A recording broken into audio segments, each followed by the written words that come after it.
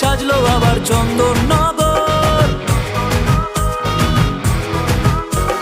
ঢাকের পিঠে পড়লো কাঠি খুশির প্রহর।